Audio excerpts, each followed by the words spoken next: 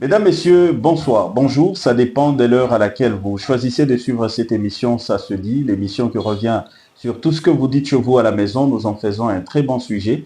Avec notre invité, nous débattons dessus. Aujourd'hui, nous allons revenir un tout petit peu sur les quelques mots du président de la République après la rencontre de la République démocratique du Congo contre, bien sûr, le Portugal. Le président s'est quand même exprimé par rapport à son prédécesseur et à tous ces prédateurs qui entourent la République démocratique du Congo. Aujourd'hui, il nous fait l'amitié de venir en parler. Lui, c'est monsieur Nesti Kassendu, cadre du parti politique UDPS, parti au pouvoir. Monsieur Nesti, bonjour. Bonjour, merci monsieur David. Comment ça va? En tout cas, nous tenons tout doucement par la grâce du Seigneur. Je vais très très bien. Bienvenue dans l'émission. Comment se porte l'UDPS actuellement? Oui, l'UDPS actuellement se porte très bien. Les partis évoluent bien et les partis est au four et au moulin pour les changements de la Constitution. Donc, ça va très bien. Certains cadres de l'UDPS disent que après changement de la Constitution, le président est obligé, ils l'ont dit, le président est obligé de rester au pouvoir. Si le président Félix Tshisekedi décide de laisser la place à quelqu'un d'autre, certains militants de l'UDPS vont porter plainte contre le président Félix Tshisekedi. C'est l'un des militants de l'UDPS qui l'a dit. Aller dans les contextes que le confrère a eu à dire. Vous le reconnaissez quand même? Moi, je pense que c'est aussi une façon de réfléchir, comme on le dit par l'article 22 de la Constitution, de réfléchir. C'est tout à fait normal. C'est un droit qui est d'ailleurs légitime. Je ne vois pas le mal en disant ça. Alors, je pense que lorsqu'on change la Constitution, on quitte la 3e République vers la 4e République. Donc, tout tombe. Si le président Tshisekedi a la confiance de la population, où est le problème de ne pas rester au pouvoir. Donc, moi, je pense que une fois que la Constitution est changée, même Kabila peut revenir, et s'il n'a pas de charge à la justice, il peut justement postuler. Mais s'il a des charges, il faut qu'il puisse d'abord en finir et puis revenir. Donc, Tshisekedi, lorsque la Constitution sera changée, il a l'obligation d'être là. Président de la République, Félix Antoine Tshisekedi, aujourd'hui, c'est lui le modèle pour l'Union sacrée. Oui. C'est lui l'autorité de référence au niveau de l'Union sacrée. Lorsque l'autorité de référence parvient à commettre certaines erreurs qui sont officiellement ou aux yeux de tous consommées, quels sont les mécanismes selon vous que vous pouvez mettre en place pour reprocher à l'autorité de référence que là, vous avez commis une bêtise? Tout d'abord, je commence par vous dire que le président, comme je venais d'ailleurs de le souligner tantôt, il est un humain, il a aussi ses imperfections. Mais les imperfections du président de la République, on ne peut pas les étaler à la place publique. Si vous avez peut-être la mémoire, je peux vous rappeler, en France, il y a eu un président, je pense Mitterrand, qui, au lieu d'appeler quelqu'un les sentinelles, mais lui avait dit la sentinelle. Et aujourd'hui, c'est resté comme ça. On commence à appeler la sentinelle, mais c'était une erreur que le président avait commise. Donc, le président, c'est une institution. Il a ses imperfections, mais nous ne pouvons pas les étaler. Parce que lorsque nous étalons ça, nous pouvons obligatoirement faire référence à cette jurisprudence du président Mitterrand. Voilà pourquoi moi je me dis, Tshisekedi, en dehors d'être humain, il est une institution. Il est une institution que donc tout ce que lui fait, des bons tout comme des mauvais, est normal. Est normal. Parce que nous avons déjà vu ça dans d'autres États qui sont d'ailleurs développés plus que la République. Et ça reste comme ça. Allons-y tous dans l'Académie française. C'est presque partout qu'on écrit la sentinelle. Mais normalement, depuis la jeunesse, ce n'était pas la sentinelle. C'est parce que le président, qui est une institution, a veillé à au moins tomber plus bas et on a officialisé ce que lui avait commis comme bêtise. Vous comprenez? Donc moi, je ne vois pas que si Tshisekedi aujourd'hui commettait peut-être des bavures, que ces bavures-là puissent devenir comme des choses qu'on peut exploiter ou encore qu'on peut exposer. Non, non et non. Et d'ailleurs, nous avons un président très logique et aussi un président qui s'y reconnaît. Pourquoi? Lorsque le président Tshisekedi se voit au moins dans une erreur, il a toujours le courage de revenir pour dire non, non, tel jour j'avais dit ça, j'avais dit ça, j'avais dit ça.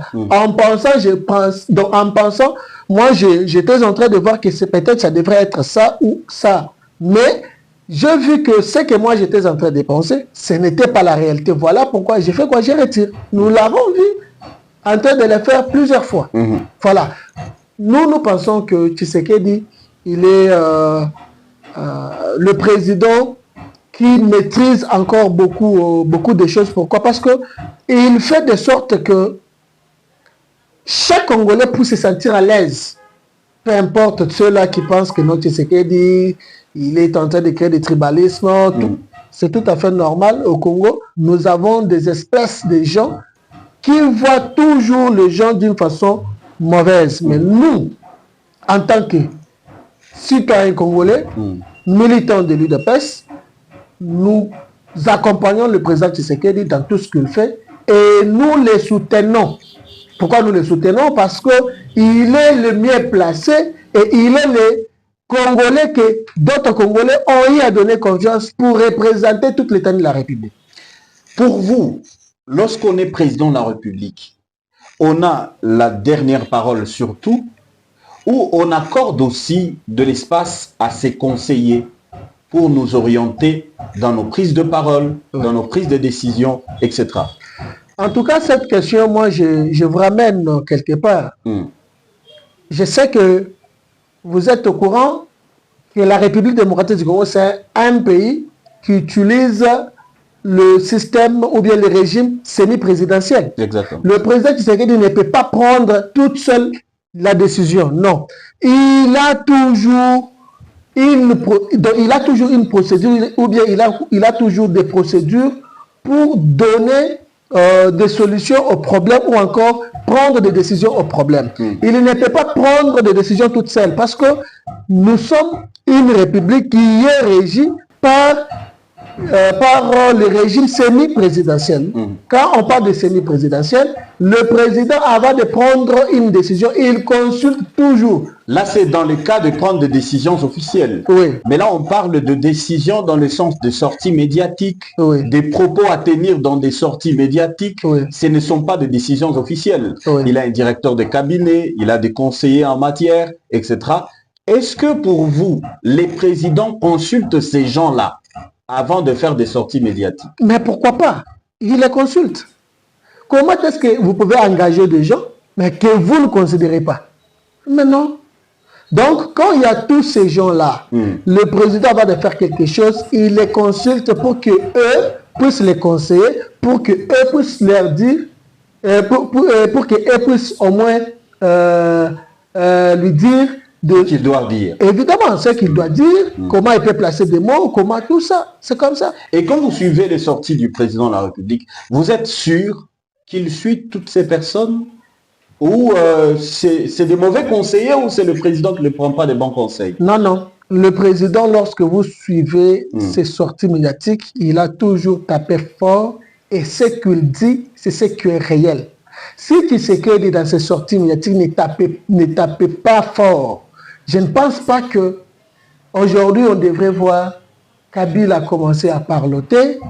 Aujourd'hui, je ne pense pas qu'on devrait voir aujourd'hui Kagame qui ne parlait pas commencer déjà à faire des faux fuyants. Donc, tous ces gens-là commencent déjà à parler parce que Tshisekedi s'est donné le luxe de taper fort dans ses sorties médiatiques.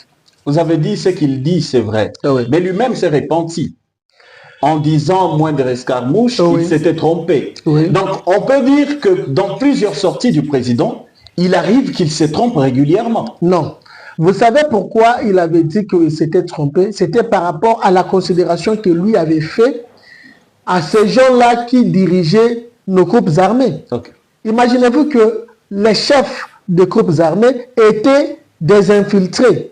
C'est déjà une trahison. lorsque quelqu'un pense, non, j'ai vraiment une équipe qui peut me seconder.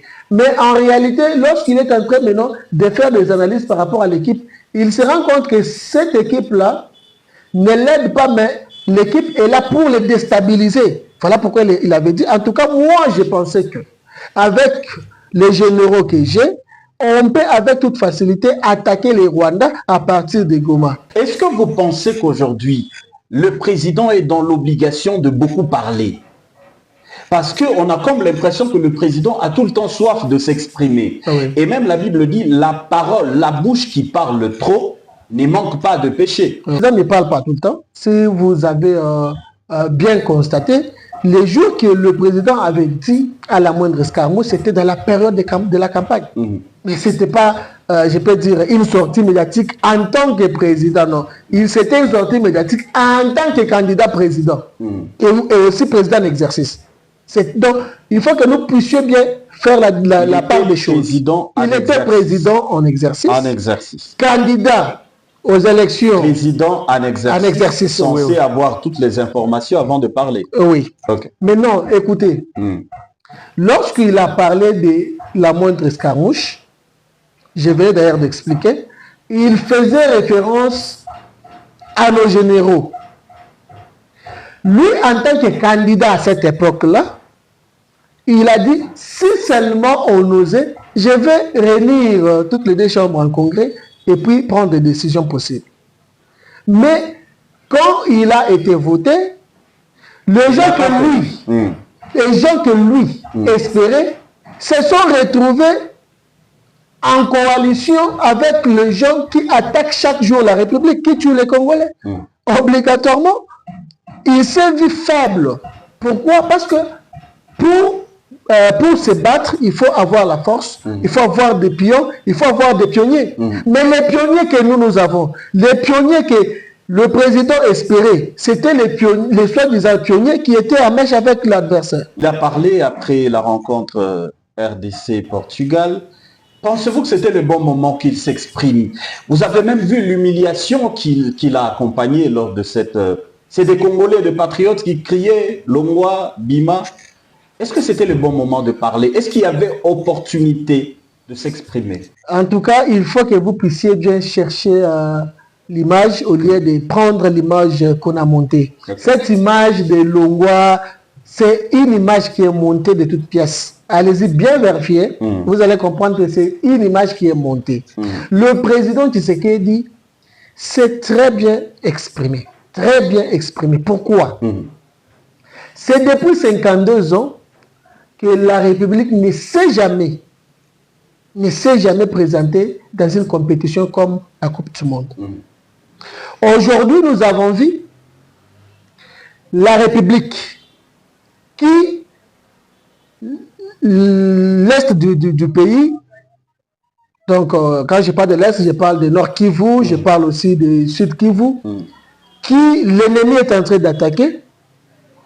Nous avons vu la République qui, dans l'état de siège, la République qui, en ce moment ici, il y a des Congolais qui font leur coalition pour seulement combattre ce que l'actuel président fait.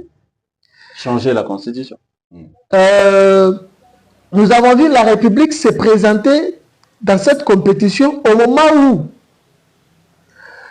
les opposants quittent la République pour aller prendre des armes et se coaliser avec l'ennemi. Mais tout ce que ces Congolais-là sont en train de faire, le président Tshisekedi n'a pas eu cette lourde charge de ne pas, en tout cas, se pencher pour que la République puisse vendre ses bienfaits à l'extérieur.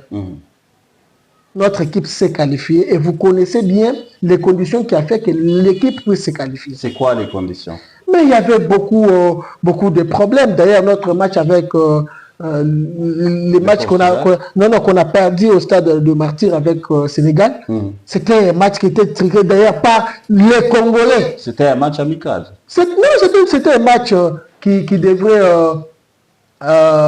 nous qualifier d'abord directement. Je vous pose la question. Maintenant, je sais pas quoi, je voulais justement essayer de vous faire comprendre quelque chose. Maintenant, le président Tshisekedi a expliqué aux Congolais, c'est depuis des années que la République vendait toujours une très mauvaise image.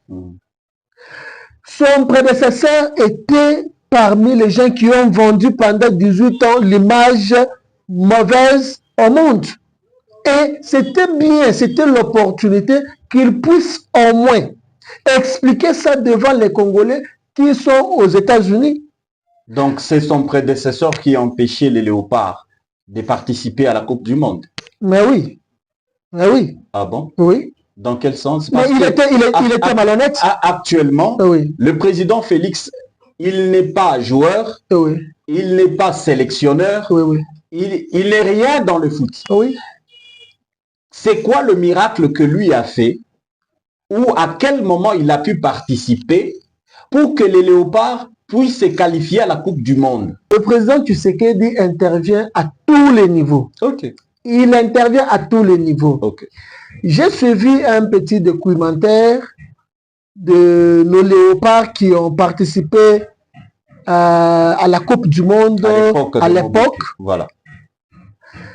Le monsieur qui était en train de faire le reportage dit, c'était Kaboulou. Ce qui avait fait que l'équipe ne puisse pas bien prester. On avait détourné l'argent. Non, okay. C'était parce que l'équipe n'était pas motivée. Il n'y avait pas de motivation. Même pas offrir à l'équipe ou bien à nos joueurs qui s'étaient qualifiés, même des motos, il n'y avait pas.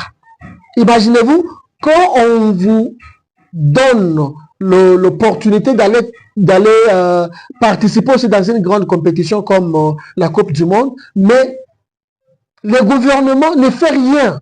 Vous voyez ce que ça fait.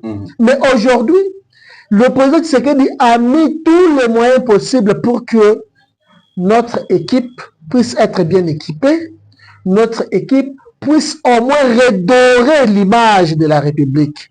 Parce que aujourd'hui, le premier but marqué dans une grande compétition comme la Coupe du Monde de la République devient une réalité qui restera gravée dans nos mémoires et aussi dans les mémoires même de nos enfants, de nos arrière-enfants. Vous voyez? Donc, nous pensons que la qualification, tout comme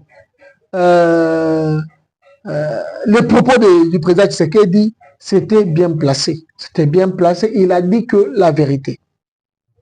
De traiter son prédécesseur de chien. Oui.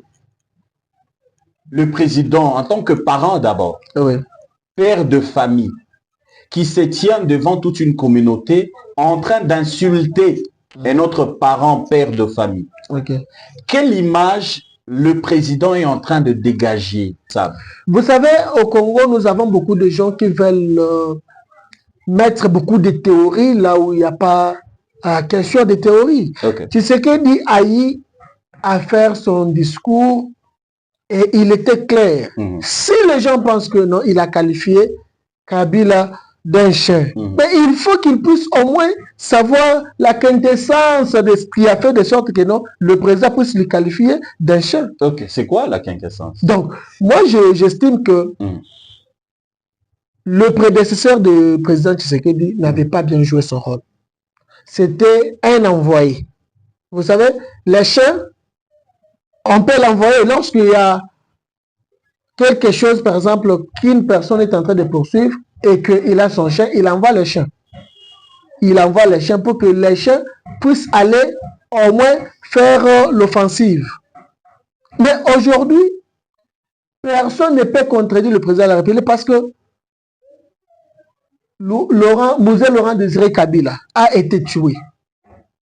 On tue Laurent pour que le Rwanda, avec toute l'équipe qui est derrière cette historicité, envoie Kabila pour qu'il puisse aller jouer le rôle du chien. Donc, pour qu'il puisse aller prendre la place que le fils digne du Congo avait.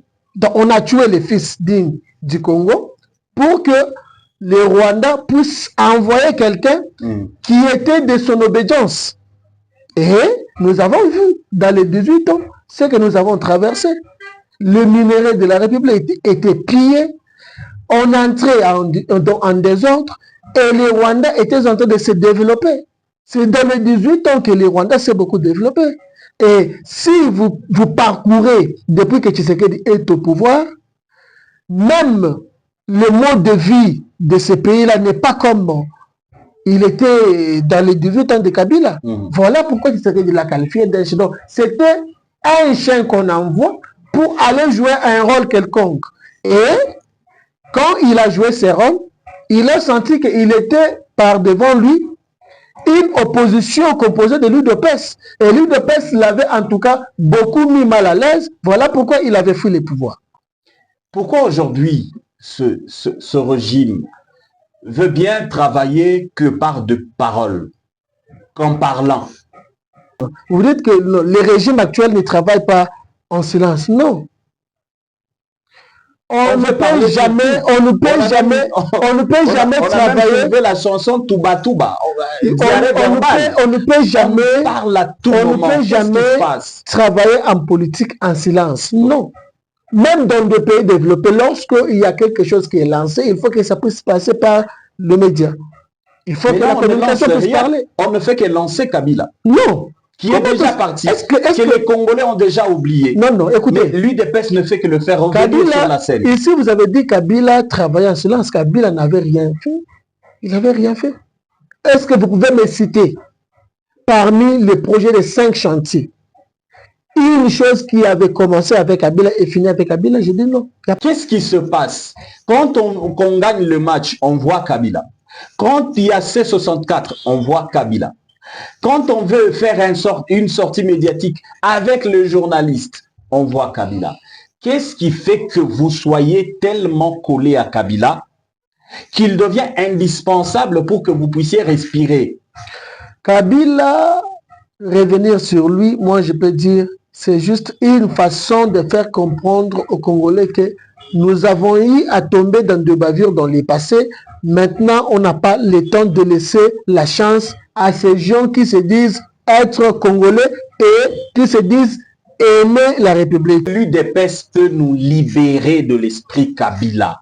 Quand il y a le foot, qu'est-ce que Kabila a à faire avec les résultats? C'est Kabila qui était derrière le Portugal ou Cristiano Ronaldo. On ne comprend pas à quel niveau Kabila est venu intervenir dans le discours du président après le match. Vous savez pourquoi le président parle de Kabila de manière régulière? C'est parce que lui-même l'avait soulevé lorsqu'on l'avait posé des questions. Qu'est-ce que tu regrettes depuis que tu es au pouvoir? Il avait dit, je regrette d'avoir rompu le mariage FCC Cash. Kabila, c'est qu'il le faisait vraiment confiance. Il faisait confiance à un Rwandais. Je vous dis, il faisait confiance à un parachiste. Mais lui pensait que peut-être le messieurs devrait avoir un cœur. Comment le président va fonctionner qu'en fonction de ce qu'il pense? Il pensait que l'armée lui disait la vérité et l'armée a menti. Il pensait que Kabila devait être congolais et Kabila c'est un Rwandais. Il pensait que Kabila n'allait pas manipuler l'opposition dans C64. Kabila est en train de manipuler. Lui ne fait que penser ce qui n'est pas vrai. Écoutez, vous savez, lorsque vous faites confiance à quelqu'un et que cette personne vous déçoit, c'est un choc. Tshisekedi regrette. Ce choc, il est à vivre vraiment. Tshisekedi, il est parmi les gens qui regrettent d'avoir croisé Kabila.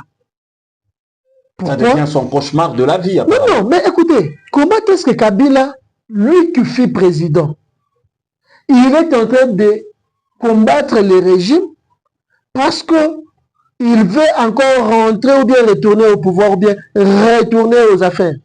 Non.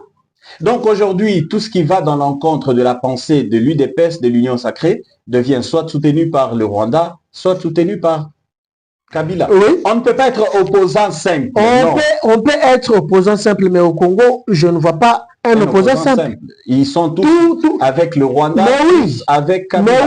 Mais oui. Lorsque les Congolais décédaient jour et nuit à l'est du pays. Aujourd'hui, les Congolais décèdent. Lors de la marche de l'opposition, les Congolais sont morts. Non. Ils sont morts. Il n'y a aucun mort. Il n'y a aucun mort, je vous dis. Avec cette opposition, imaginez-vous si on avait tué seulement une seule personne. Ça devrait faire vraiment débat. Il n'y a aucun mort. Comme preuve. Il y a des blessés quand même. Écoutez, à la marche, lorsque vous suivez des vidéos,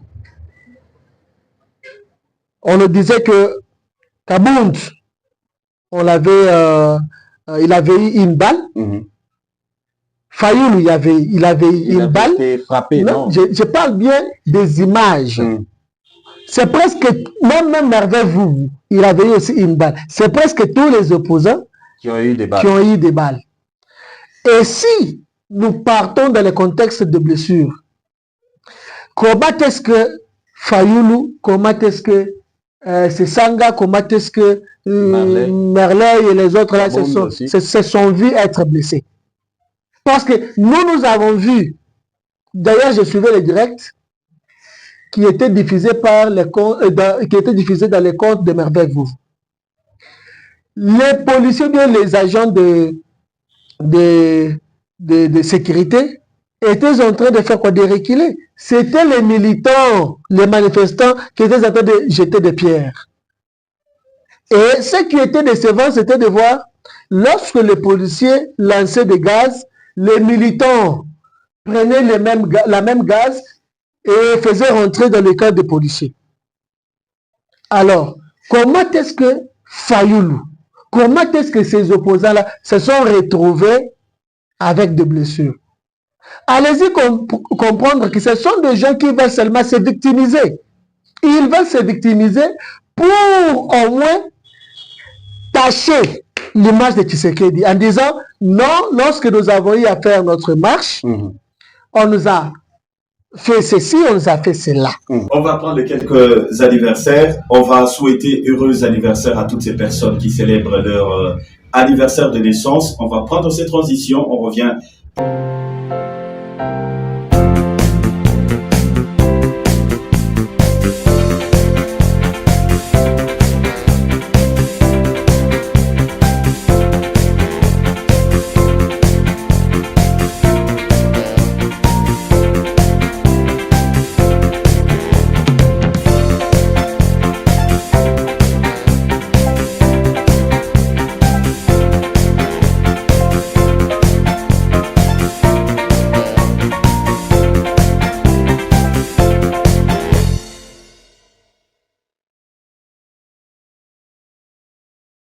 Heureux anniversaire à vous les téléspectateurs. Le numéro est juste affiché au bas de l'écran. Vous nous envoyez régulièrement vos photos d'anniversaire. Ça va passer sans difficulté.